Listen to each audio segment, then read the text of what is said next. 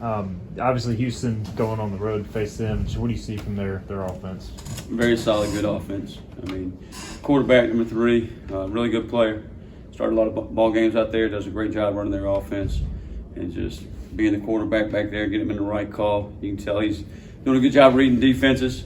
He's going to know, hey, what your disguises are, how you're going to bluff some things, and show them one high, two high, who's pressuring, who's not pressuring. He does a good job picking those things up. I think their offensive line is huge, but very athletic. You know, they're not huge and sloppy. They move around really well.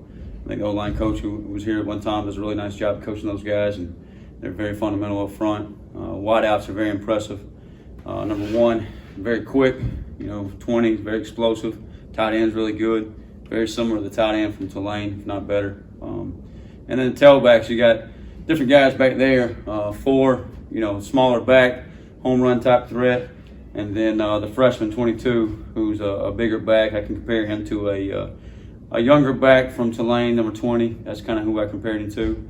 He's a freshman, but doesn't play like a freshman. I think he had 4 or 5 touchdowns against Tulsa. So very good offense. Got a work cut out for us. They're doing a good job of keeping their defense off the field, controlling the probably time possession and play clock there, and do some things, marching down the field, get some scores on the clock, and score when it matters in the fourth quarter. So that's where you see them taking advantage of that and being fresh in the fourth quarter and doing a good job. And the head coach does a nice job and just put them in the right play at the right time.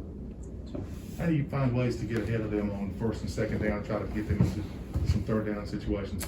Yeah, so obviously you don't want to play these guys third and short. They got some bigger backs that'll get downhill on you, and some big old linemen that can come off the ball. So you want to do a good job of winning first down, and they still want to run the football. You may think of, hey, air raid. Dana Holgerson's an air raid guy, Mike Leach guy, but they're averaging 130, 140 yards rushing a game. So we got to still get up and stop the run. I think the one game they lost, they had about 77 yards rushing. So that's kind of got to be our goal, to hold them down as well, and just stop the quick intermediate throws. Doing a good job of deny coverage, whether it's man coverage, zone coverage. Just deny the ball to those receivers, the easy access throws, and see if we can put them in some second and 10s and third and long situations. When you were self-scouting your defense first 6 games, what are the big areas you want to see your group take the next step in the second half of the year? Yeah, I think it's several things, because we went back and we watched several things last week and this week, and just say, where can we improve, where can we be better? And for me, it's the explosive plays.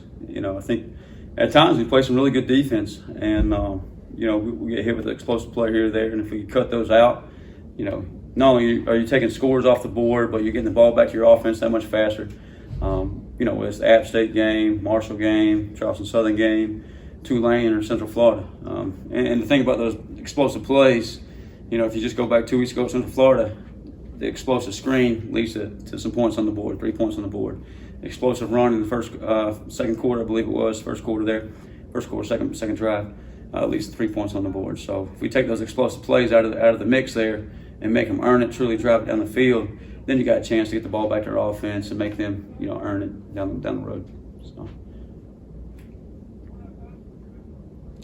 With the Holgerson going up against a coach like that, he's got a pretty big reputation in football. Do you kind of enjoy that challenge of facing a guy who's a pretty good offensive mind? He's coached a lot of ball, and respect the heck out of him, and everywhere he's been, he's won. And a great offensive mind, like you said. I think as a defensive guy, it's a challenge. You're going up one of the better play callers in college football, and know you better be on top of your game and put your guys in the best situation to play fast and play physical and go out there and do their stuff. So, certainly a challenge, but at the end of the day, I think, getting our guys to being confident in what we're doing, playing fast, playing physical, and just go play our ball is our number one focus.